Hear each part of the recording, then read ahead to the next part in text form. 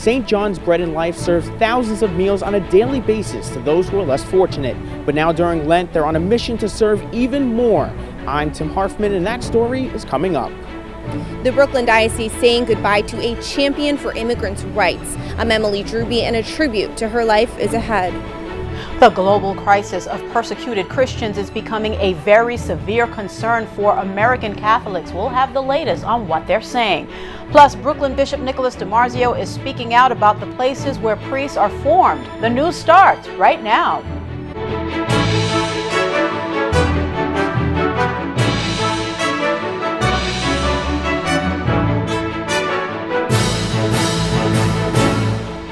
Good evening, everyone. I'm Liz Faublas. A special Lenten program, 40,000 meals in 40 days to feed the hungry, is underway at St. John's Bread and Life, Brooklyn's largest emergency food provider. Currents News' Tim Harfman reports. Slicing and dicing, scooping hot food and fresh produce to help the less fortunate. We have chicken soup today. At St. John's Bread and Life in Bedford-Stuyvesant, the Catholic organization is on a mission. Serve 40,000 meals during the 40 days of Lent. It's called the 40-40 program. We'll definitely surpass it, but it's a target for us. Sister Caroline Tweedy is the executive director and says the organization hands out nearly 3,000 meals on a daily basis. Along with serving in their dining room, a mobile unit drives around Brooklyn and Queens every day. Today, the truck heads to Coney Island and Brownsville with hot meals.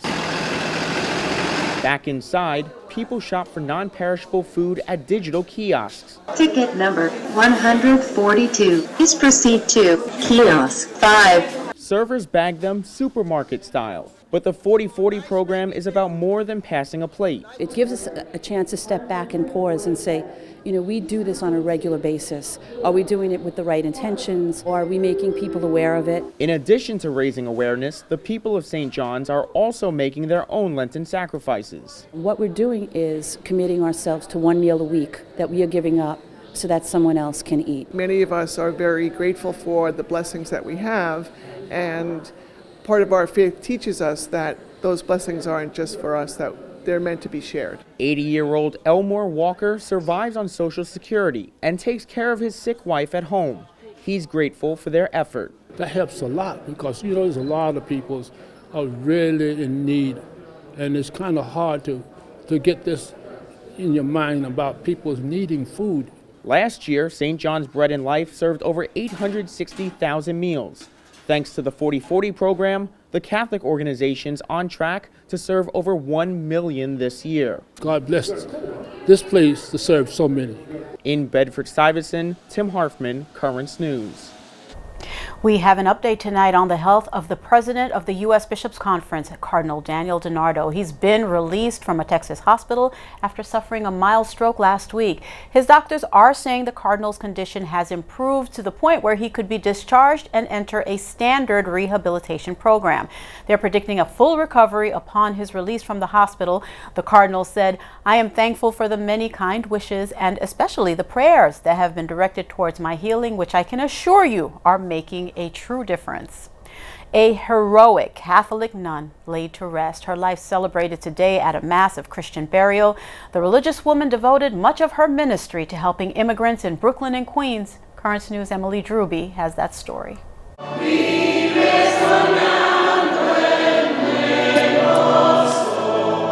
A tearful goodbye to Sister Catherine Margaret Walsh, known as Sister Peggy, a heroic religious woman who devoted her life to helping others, especially immigrants. She has given her life to the church. The pews of Transfiguration Church packed this morning with family and friends. She was very dedicated to the parish, to working with the people here. Sister Peggy was born in Brooklyn. After high school, she joined the Sisters of St. Joseph, devoting 67 years of her life to her faith.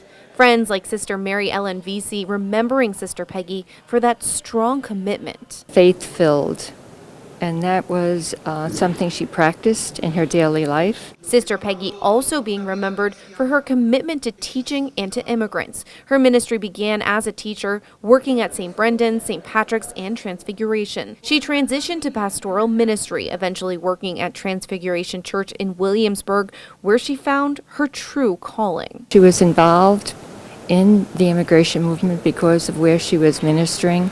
There was such a need within the parish.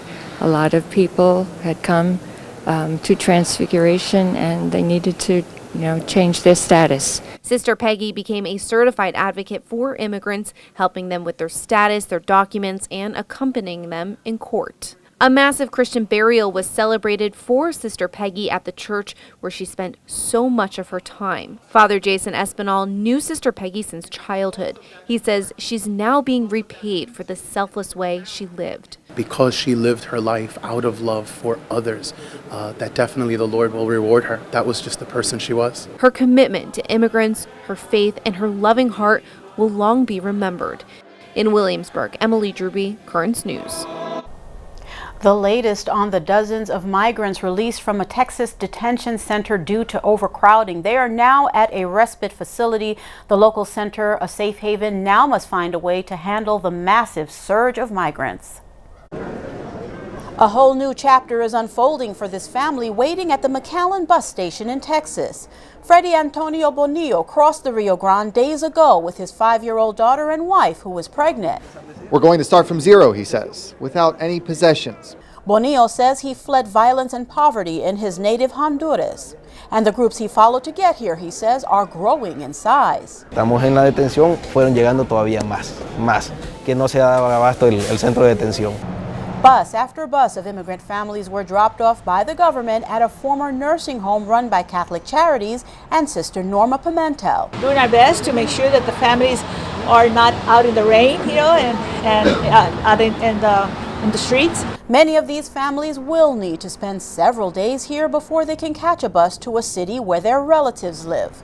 Mostly because of the fact that there were overcapacity at the processing facility and they needed to release more people so that way could bring it down and be able to process the new apprehended people that were arriving.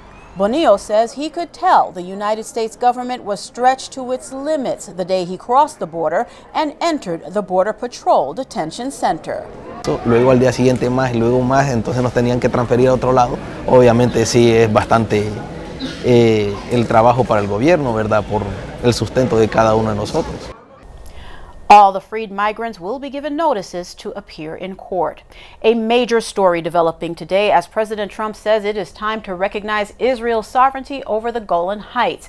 The move reverses years of U.S. policy. Trump tweeted the decision saying after 52 years, it is time for the United States to fully recognize Israel's sovereignty over the Golan Heights, which is of critical strategic and security importance to the state of Israel and regional stability.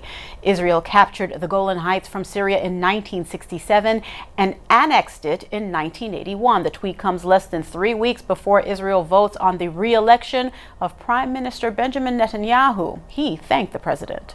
First, he recognized Jerusalem as Israel's capital and moved the U.S. embassy here.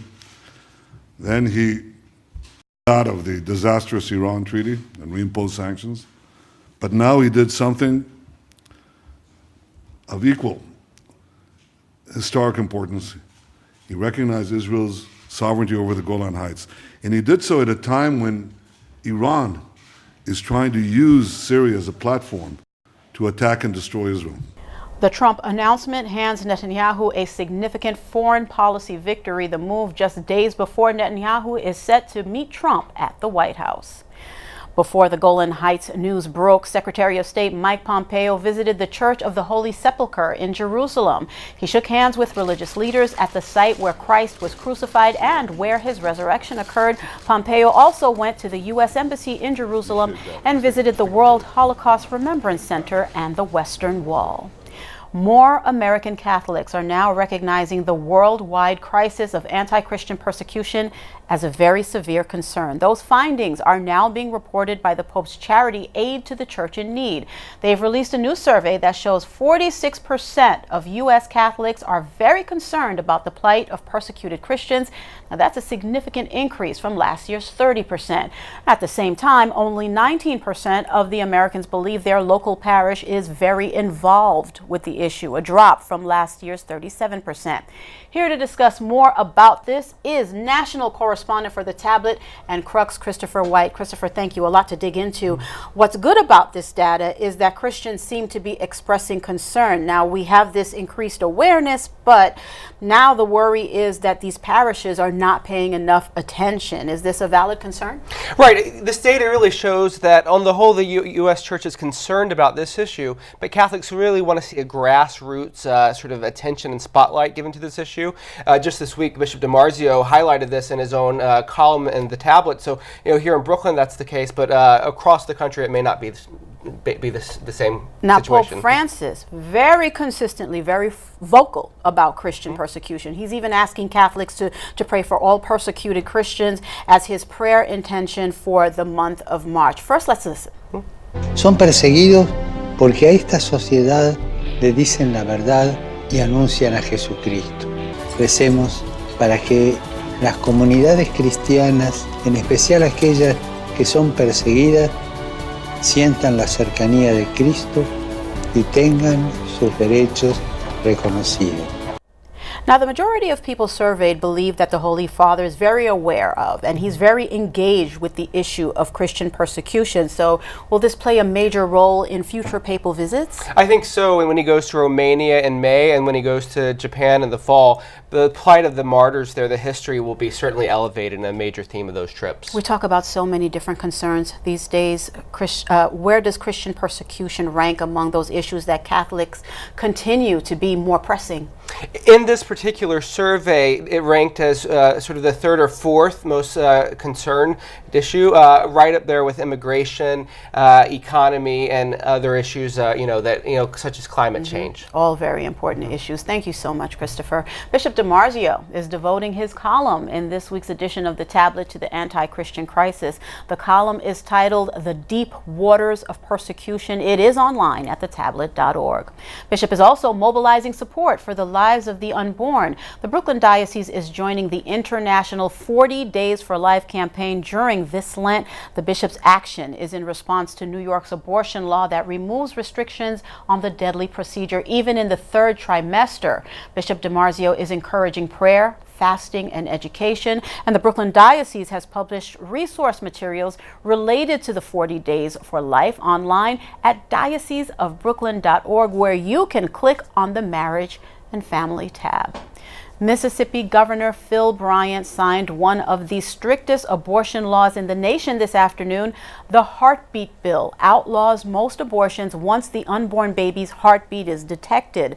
The law would make it illegal for a pregnant woman to have an abortion after her 6th week.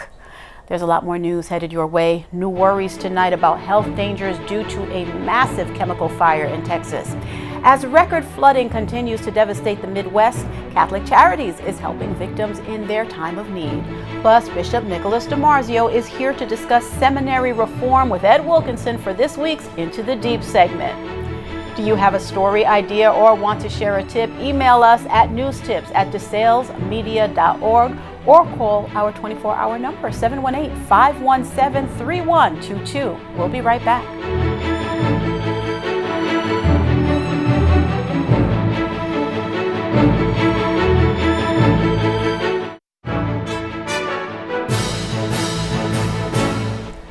There are new concerns tonight over that massive chemical fire that filled the sky with thick black smoke for days in southeast Texas. Residents are saying they're concerned about their health. Natasha Chen has that report. We will make this right. In an emotional press conference, a spokesperson for ITC, the company whose storage facility caught fire in Texas this week, addressed the presence of benzene vapors, which caused a shelter-in-place order for the city of Deer Park. ITC cares. We care a lot. We have been good stewards. We've been good neighbors. Neighbors were told this morning to stay inside, close doors and windows, and turn off air conditioning. And 6 school districts canceled class. Benzene is a colorless, flammable liquid with a sweet odor that the CDC says can cause symptoms even after brief exposure. Symptoms from benzene can be headaches, dizziness. You can have some respiratory type conditions. The chemical is used in gasoline production. After the storage facility fire, responders used a foam blanket to keep benzene contained after the permanent container was damaged in the fire. But as the wind shifted the foam overnight, it kind of slid a little bit to the side of the tank and went off. Readings of benzene in the air dropped before noon, so the shelter-in-place order was lifted. But the work continues as ITC pumps the product into another tank and officials continue to monitor air and water quality. This was a fire, and it takes a little bit of time. Natasha Chen, Currents News. Historic floods are wreaking havoc in the middle of the country. One of the biggest challenges, rising waters flowing south along the Mississippi River, putting millions of people at risk. Officials in Missouri are urging many residents to evacuate their homes. Catholic organizations are pitching in to ease the immediate crisis. Catholic Charities USA is collecting donations at catholiccharitiesusa.org. The funds will help flood victims throughout the entire area. The seminary is a place where future priests are formed. The system was created to ensure future priests were well educated. There have been many changes over the centuries, and Bishop DiMarzio has more ideas about seminary reform, and he joins Ed Wilkinson to discuss them. Ed. Thank you, Liz. Today we're going to be talking with Bishop DiMarzio about seminary reform, and he has some very definite ideas about this. Bishop, we're reacting to an article that Father Tom Reese, Jesuit priest, wrote recently criticizing the way we train and form priests across the United States today. What do you think in general about our seminary system? Are we doing a good job? I think we're doing a good job, but everything can be improved. One of the issues he brought out was the involvement with lay people in the training of seminarians. And we already have that with lay teachers in the seminary. We have it that in many courses there are lay people involved taking the same courses as seminarians, but most of all does on the apostolic activity, the field work that they do is really where they get involved with lay people. There's another move that has to be made. In the past, there was what they call pastoral year, where they took a year off and worked the full year in the parish.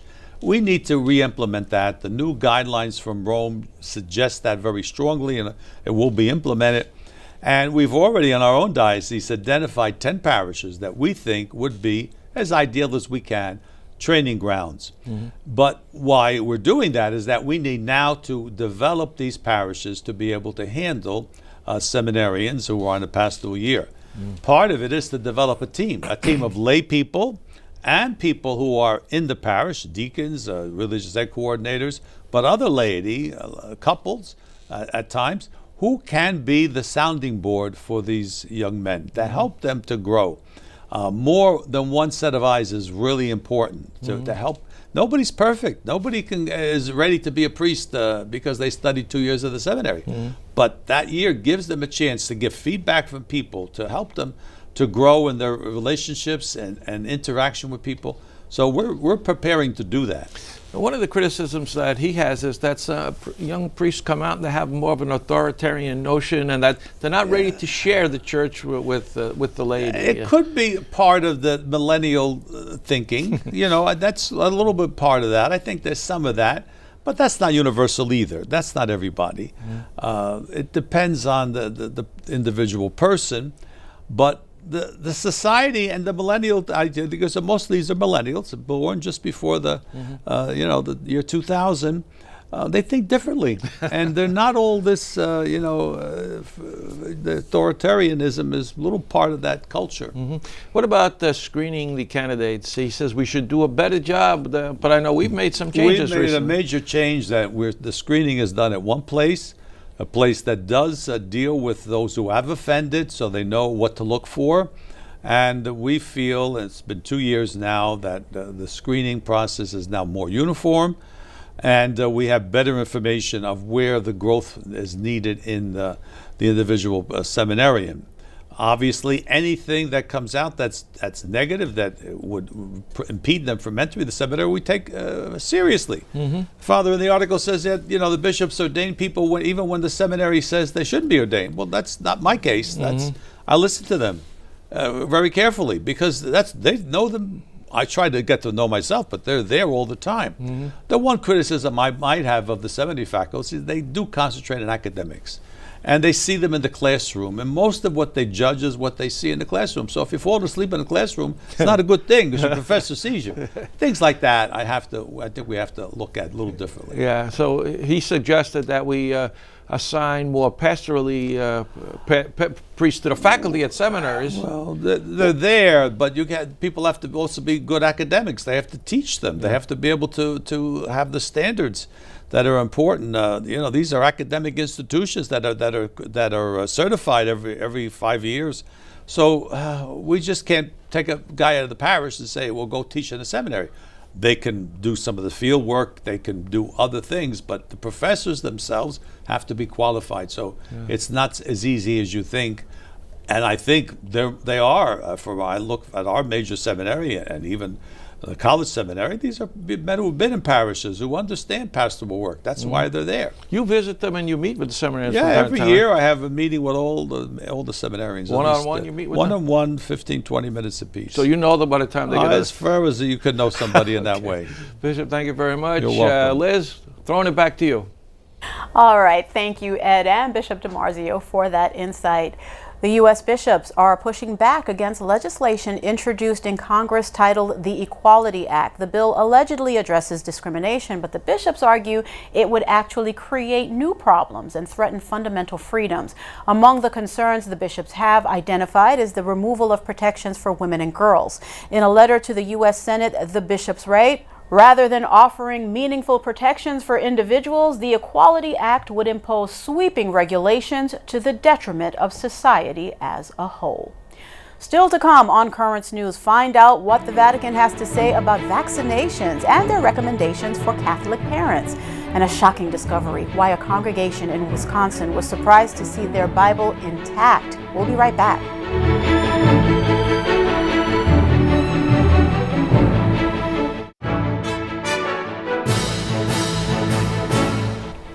The Vatican is encouraging parents to vaccinate their children, saying they can do so with a clear conscience. The Pontifical Academy for Life has issued updated moral considerations on vaccination, saying Catholic parents should do so for the good of their children and the community, assuring that vaccinating does not signify some sort of cooperation in voluntary abortion. Malta's Foreign Minister Carmelo Abela says Pope Francis is an important leader for his people, especially in regards to migration, a topic the Holy Father has often addressed throughout his papacy. This is one of the characteristics of Pope Francis, that he personally has an interest, a keen interest in the issue of migration in general, which for us, as a country in the central Mediterranean, is of course an important issue. Malta has been recently confronted with difficulties in dealing with the disembarkation of migrants in its ports. A church in Wisconsin was recently devastated by a massive fire, but its original Bible was untouched by the flames for the second time. As the congregation at Springs United Methodist Church gathered to say their final goodbyes to their house of worship, they were shocked to see the Bible was not harmed. But this Bible has survived 2 fires in 2 different churches. And we can't open it anymore, but I think it's a great testament to our faith that still stands strong.